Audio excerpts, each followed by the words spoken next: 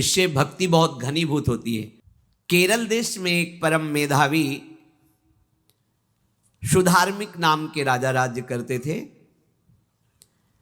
धर्म पूर्वक चलना, प्रजा का पालन करना और भगवान नाम जप करना, शास्त्र विधि से बिल्कुल कभी प्रतिकूल एक भी आचरण जीवन में नहीं किया।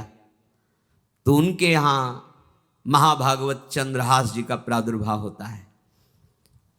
भगवान के भक्तों का जिस कुल में प्रादुर्भाव होता है, वो कुल, वो ग्राम, वो नगर, वो देश परम पूजनीय हो जाता है।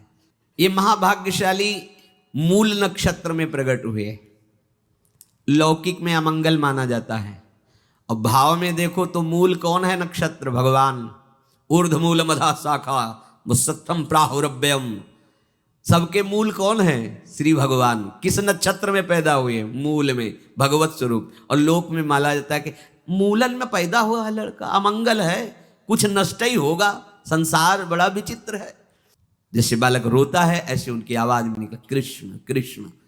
बड़ा आनंद हुआ सुधार्मिक राजा को कि हमारे कोई महाभागवत पधारा है, क्योंकि ये भजन करके पूर्व जन्म में ऐसी भागवती की स्थिति प्राप्त की कि अबोध अवस्था में ही श्री मुख से कृष्ण नाम निकल रहा है। आनंद उत्सव मनाया जा रहा है। राजा है, राजकुमार प्रकट हुआ, और दूसरी बात वो स्वयं भक्त हैं और भगवान का ऐसा भक्त जो जन्म लेते ही कृष्ण नाम उच्चारण किया। ये आनंद ज्यादा दिन टिका नहीं। रोज बधाइयां हो रही, आनंद उत्सव मनाए जा रहे। शत्रु पक्ष के राजाओं ने मिलकर कहा यही अवसर है, आक्रमण कर दिया जाए और केरलाधिपति का सब पूरा महल घेर करके कोई एक भी न बचने पावे। शत्रु पक्ष के राजाओं ने घेर लिया, आसपास से राजा और सैनिकों ने घेर लिया। अब वो असावधान थे, आनंद में पुत्र हुआ है, बधाइयां, कोई संभावना ही नहीं थी। गुप्त रूप से शत्रु पक्ष के राजाओं ने आक्रमण करके घेर लिया।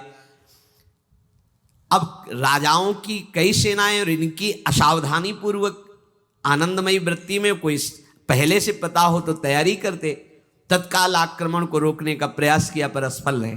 इनके सैनिक भी मारे गए, राजा भी मारे गए, राजमहल को घेर लिया गया, कोई भी एक भी बच के न जाने पावे। तो राजमाता जिनसे चंद्रहास जी का प्रादुर्भाव हुआ था, उन्होंने धाय मां को कहा कि मेरे पुत्र को बचाने में तुम समर्थ हो, मेरे तो प्राण नहीं बचेंगे, अगर ये लोग नहीं मारते तो मैं अपने पति के शव के साथ सती हो जाऊंगी। पहले ऐसी धार्मिक निष्ठा माताओं बहनों में होती थी कि धाय मां ने विचार किया कैसे बचा सकती हूं, आसपास तो सब सैनिक घेरे हुए हैं। तत्काल उसने विचार किया कि अगर हम इनको राजकुमार की तरह ले जाती है तो हमें भी मारा जाएगा और इनको भी मारा जाएगा।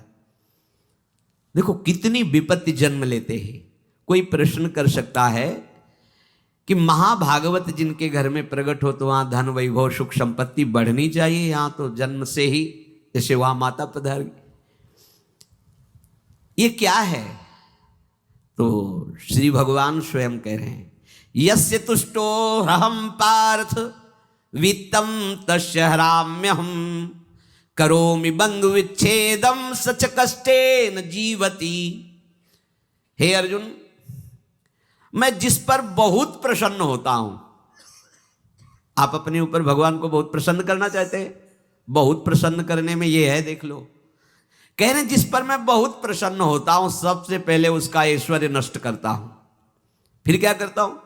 फिर बंधु बांधवों का, फिर क्या करता हूं? असाध्य रोग उसके शरीर में। बोले महाराज जी तुम प्रसन्न हुए हो कि पूरे के पूरे नाराज हो गए हो? बोले यही मेरी प्रसन्नता है। क्या? माया का नाश। अब एकमात्र भरोसा केवल भगवान का, दूसरा कोई नहीं। ये सबको पसंद नहीं आएगा। सब तो उस भगवान की भक्ति चाहते हैं कि अगरबत्ती धूप बत्ती तन मन धन सब तेरा, स्वामी क्या लागे मेरा, पर अंदर से कह रहे सब तन मन धन सब मेरा, क्या लागे तेरा। ऐसे तो चलेगी भक्ति। लेकिन कई बार सत्संग में पीछे धाम में कहा था कि भगवान को रिझाकर लोक मांगोगे तो चैन से रह लोगे, और अगर उनसे प्यार करने की बात मन में ठानी कि बस मुझे केवल आपकी आंखों में आंखों को मिला करके जीवन व्यतीत करना है, मुझे और कुछ नहीं चाहिए। तो फिर लाडले आपको दुशरिया का कोई आश्रय रहने नहीं देंगे, ध्यान रखना। जितने दुशरिया होंगे तो ये बर्दाश्त हो तो कदम आगे बढ़ावे, बहुत प्रसन्न हो जाओ ठाकुर हम पे। तो कह रहे यस्य तुष्टो ह्रहम पार्थ वित्तम तस्य हराम्य हम करोमि बंधु विच्छेदम सच कष्टेन जीवती। जितनी श्वासें रहेंगी भयंकर कष्ट मैं उसको व्यतीत करने के लिए दूंगा। ये दंड नहीं है, ये पुरस्कार है। अनंत जन्मों का हिसाब बराबर करके कहीं इसकी वृत्ति मेरे से हट न जाए, ऐसे घेरे में डाल के अखंड चिंतन करवा के सजयति जयति जग उच्चरे। जाको करत श्याम सहाई प्रथम वर्णो कृपा क्रम हो विषय मूल गवाई। कुल कुटुंब बल वित्त हीनो दीन के दुखदाई। आपने को करजु लीनो आप ही अपनाई। कह रहे हैं अब मैं वर्णन करता हूं श्याम सुंदर जिस पर कृपा करते हैं उस पर कैसा बर्ताव करते हैं। बोले सबसे पहले उसके विषय भोगों का नाश कर देते हैं। फिर दूसरी कृपा कोई परिवार का कोई मित्र कोई रिश्ते नातेदार उसकी तरफ देखेगा भी नहीं। फिर ऐसा दुख प्रदान करते हैं कि केवल एक भरोसा रह जाता है, एक भरोसो एक बल एक आस विश्वास, बस नाथ आपके सिवा अब हमारा कोई नहीं।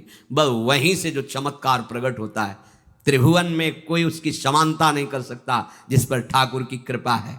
पर इस कृपा को हजम करने के लिए इसीलिए संत संग किया जाता है कि पहले से वो तैयार कर देते हैं। जैसे आर्मी की ट्रेनिंग होती है ना, ट्रेनिंग के बाद भी बॉर्डर में लगाया जाता है, ऐसे ही संतजन ये ट्रेनिंग देते हैं। अब जो टिके तो टिके, नहीं तो घर बैठे जाके। अगर टिक गया तो गुरु मेहरबान तो चेला पहलवान, भगवान भी परास्त नहीं कर सकते।